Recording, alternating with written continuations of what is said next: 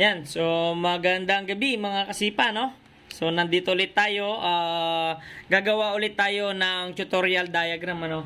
About dun sa mga nagtatanong ng paano mag-install stock horn at loud horn gamit ang 3-way switch at 1 relay tamang paraan. Okay? So yan yung pag-uusapan natin ngayon mga kasipa, no? Kasi may mga nagtatanong kung paano nga ba yung mga ginagawa natin sa araw-araw, kung paano natin i-modification yung mga ginagawa natin. So ganito po kasi yan mga kasipa, no? Marami po kasing option dyan. Unang-una ay kailangan natin alamin kung ano yung available na switch na pwede natin gamitin. So pangalawa, kailangan itama natin yung wiring connection. Okay? Para maiwasan natin dyan yung voltage drop or yung paghina ng busina. Kahit good yung battery mo, kung meron tayong voltage drop dyan sa install natin, siguradong hindi mo ito mapapalabas yung tunay na tunog ng busina.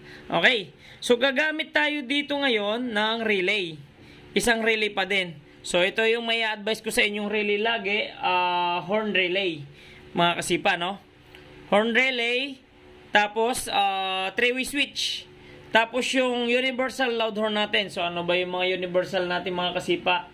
So ito yung PIA horn, MOCC, Corsa horn, or kahit na anong businain, kahit truck horn, trumpet, kahit anong businain mga kasipa, may tamang paraan ang pag-i-install. Okay? So kailangan lang dyan is 4-pin relay or 5-pin relay. And then, 3-way switch heavy duty. So, yan yung mga dapat nyong gagamitin kung isang relay lang yung gagamitin yung pan-trigger at isang 3-way. So, ano nga ba yung mga, ano nga ba yung kailangan nating mga switch para makuha natin yung mga ganyang trigger, ano? So, stock horn, loud horn, tapos 4-pin or 5-pin relay, saka 3-way switch. Kaya mga kasipa. So, ito yung ginagamit ko. Bakit? Kasi, pag nasira po siya, is bunot ka na lang ng bunot. Pag ito naman ang ginamit nyo, pwede naman ito. Kaso, gaya ng sabi ko, pag inayos yung wirings nyan, at naihinang nyo na, at pag nasira, todas. So, may hirapan kayong tanggalin yung wire. Magiging magulo yung wirings nyo. Kaya, pinaka-advise ko, mga kasipa, ang mga kasipa is ito yung ginagamit ko. Tapos nag-provide ako ng blankong horn relay para maipasok dito yung original kong terminal pin. So okay? So sana nakatulong sa inyo. So pa-share, likes, and subscribe nung ating YouTube channel, Albert Lagisma TV. So madami pa tayo ditong ilalabas na iba't ibang klaseng trigger na ginagawa natin sa araw-araw. So hindi po basta-basta trigger lang, ano. Inaalam natin yung kakayahan ng switch, kung ano yung itsura ng switch, at kung ano yung kayang trabahuhin ng switch. Mahalaga yan mga kasipa. At kung ano yung iti-trigger nyo. Okay? So, gaya ng sabi ko, ito yung advice ko para sa inyo. Plug and play type, tapos ganito. The same time, dapat original wire ang gamitin nyo. So, pwede kayong gumamit ng wire, Japan wire, or Marusin brand. Yan yung mga ginagamit natin. Okay? So, sisimulan na natin mga kasipa. Ang pag-uusapan natin ay paano mag-install stock horn at loud horn gamit ang 3-way switch. Ito, 3-way switch. At isang relay, tamang paraan. Ayan. Okay. So, sisimulan na natin mga kasipa. Una, gagayahin natin to. Pwede yung 4-pin or pwedeng 5-pin mga kasipa. Pag gantong mga trigger lang. Kasi normally open type lang yung mga ganto. Okay. So, paano ba natin yan pagaganahin? Okay. So, sisimulan natin dun sa dalawang wirings. So, tanggalin muna natin. Dito muna natin sa stock wirings. Ilan yung pin ng busina ng stock mga kasipa? So, meron pong dalawa laging paayang mga busina natin. Yung isa po dyan, lalagyan na natin siya na, yan, abang. Okay? So, ito naman po yung harness wiring.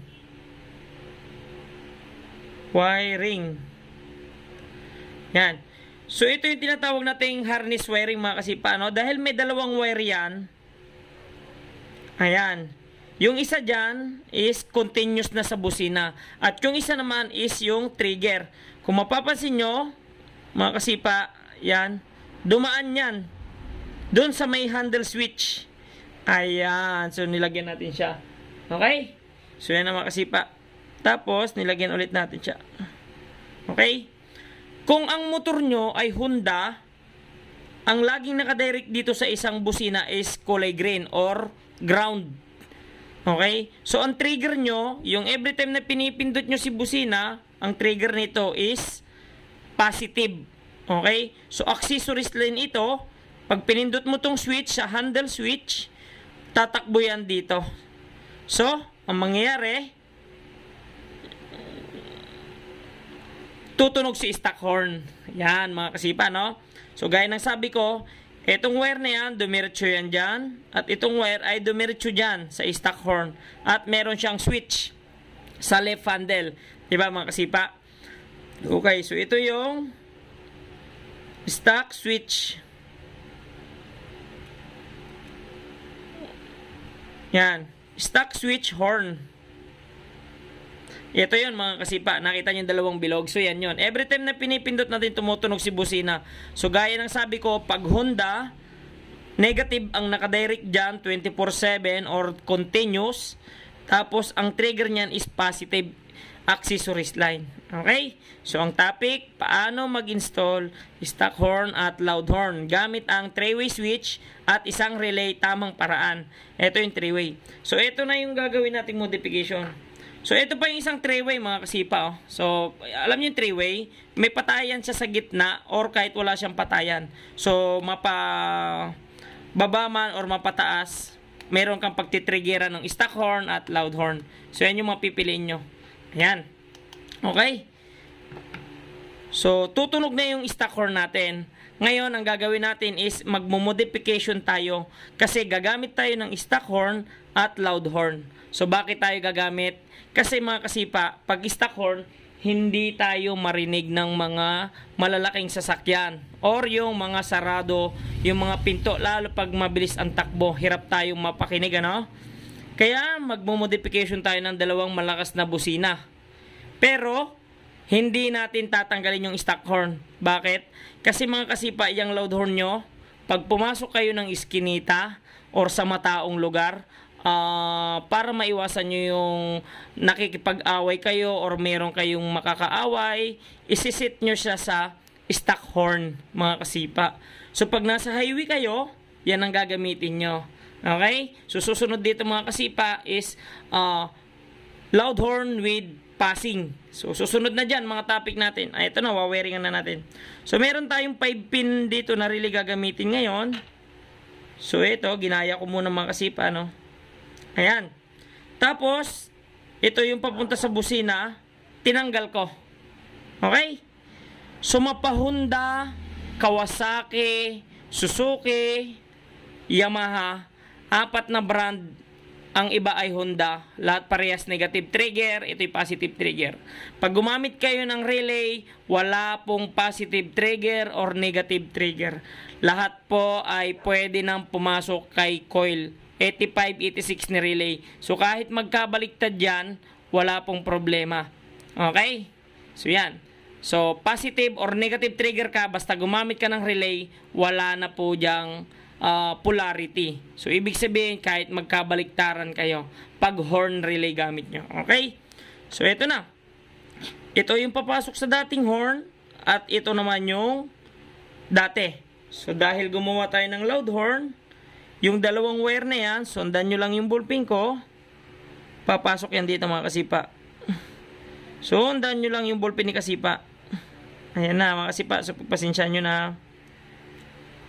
Ayan. So pumasok ako doon sa number 85. Ayan, kita nyo naman yan mga kasipa. Ayan o, may number 85 dyan. So 85. Itong isa naman ay 86. So kahit magkabaliktad dyan, okay lang mga kasipa, no? Walang problema yan, gaya ng sabi ko. Tapos yung isa naman ay yan.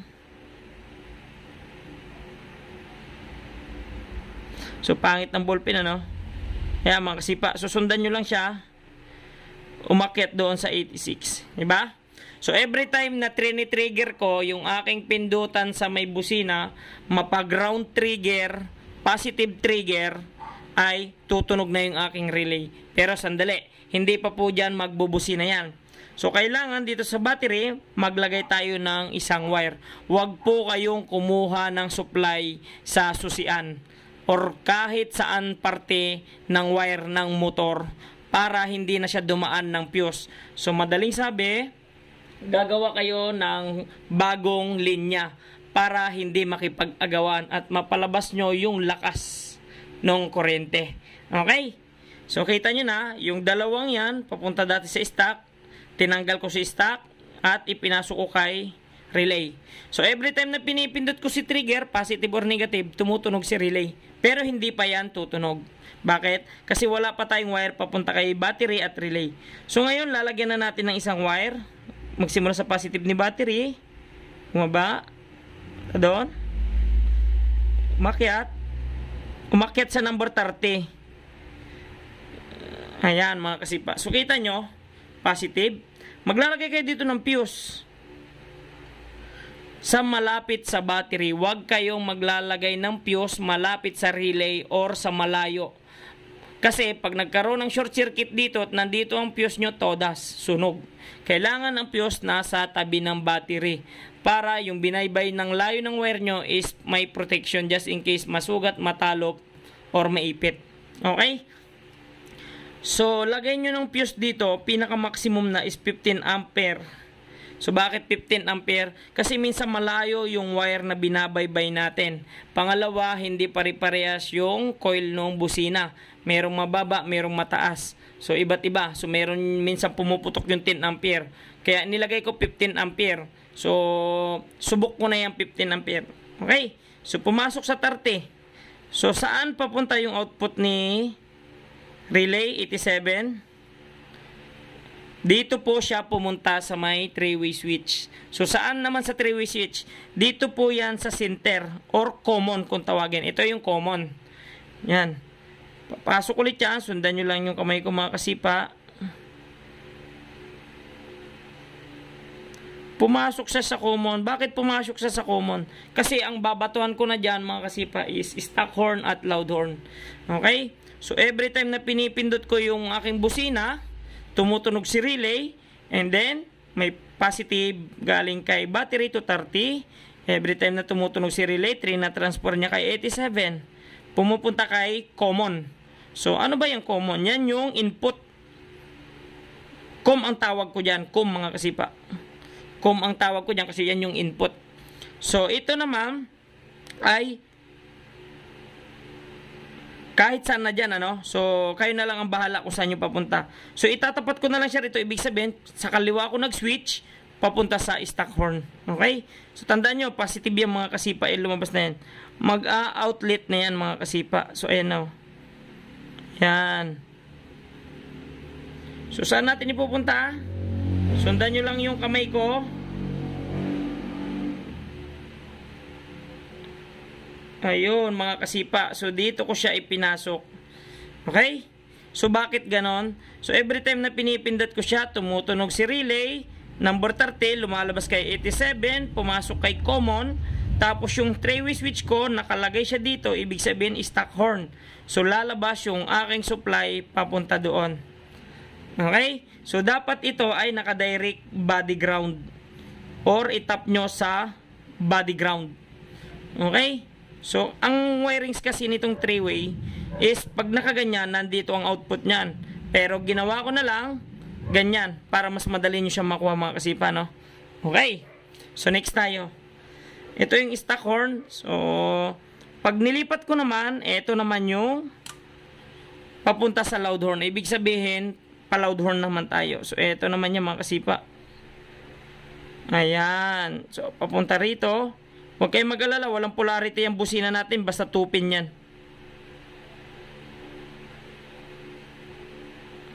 Sundan nyo lang yung arrow mga kasipa. Yan o. So kung nakikita nyo mga kasipa, kompleto na yung positive natin. So dapat itong dual horn na ito ay may naka-inject dyang ground. naka-direct na yung ground dyan mga kasipa. So, pwede nyo itap yan sa body ground or kumuha kayo ng supply dito kay battery. Ayan. Para masupplyan nyo ito ng maayos. Yan. So, pwede kayong kumuha ng ground papunta dyan at ground papunta rin dito para masupplyan nyo. Okay. So, okay na mga kasipa, no? Gaya ng sabi ko, ang topic, paano mag-install stock horn out loud horn gamit ang 3-way switch at isang relay, tamang paraan. So yan yung alam kong tamang paraan. Bakit? Kasi heavy duty yung ginamit kong 3-way switch at yung gantong switch is kaya po dalhin ng ganyang modification mga kasipa. Ayan, susubok ko na po yan. So meron pa dyan, marami pang version niyang gagawin natin dyan. Iba't iba. Depende sa switch na dala ni customer at kung depende sa tibay ng switch at kung ano yung trigger na gustong mangyari. Okay? So, ulitin ko. Ito yung harness wiring stock. Ayan. Ito na yung output kasi may pindutan dito sa kaliwa. So, stock. Pinagana niya si relay. So, dati niyang pinagagana, yung dalawang output na yan, positive or negative, si stock horn. Tinanggal natin siya dyan. Diniretso natin siya kay relay. So, every time na pinipindot mo to, positive or negative trigger, tumutunog si relay. And then, kukuha siya ng supply kay battery, ipapasok kay 30. Every time na pinipindot mo tong si relay, si pindutan, tumutunog si relay, lumalabas kay 87. Pumapasok kay common. At the same time, naka-loud horn ka na kasi nakalagay dun. So, ito na siya, output. So, loud horn. Kahit anong loud horn. Every time na pinipindot mo yun, papap, papap, yan ang tunog niya mga kasipa. So, pag gusto nyo naman ng stock, pindutin nyo naman pakaliwa. Yan. So, pindutin nyo pakaliwa. Every time na pinipindot nyo yan, lalabas naman yan dito. Yan, yan. Yan na. So, pipip, pipip, yan. So, yan yung sample natin mga kasipa, no?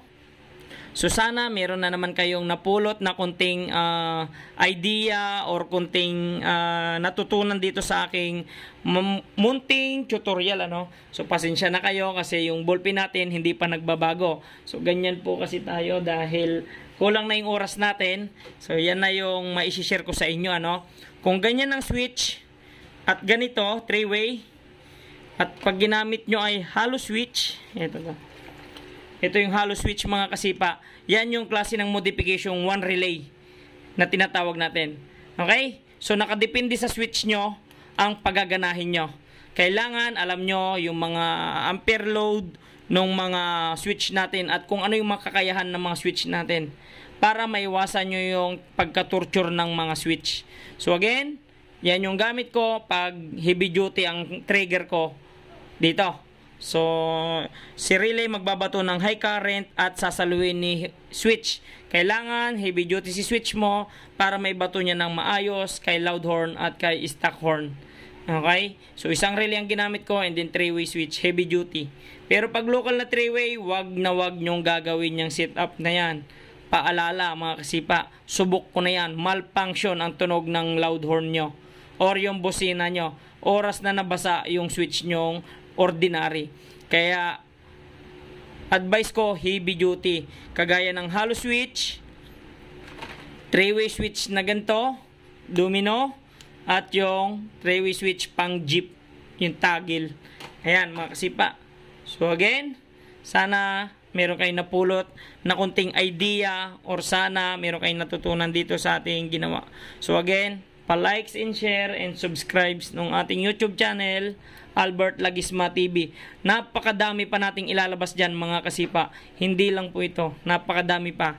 So makikita nyo yung mga iba't ibang klase ng switch pa para makuha natin yung tamang rekado para kay customer. Okay? So peace mga kasipa.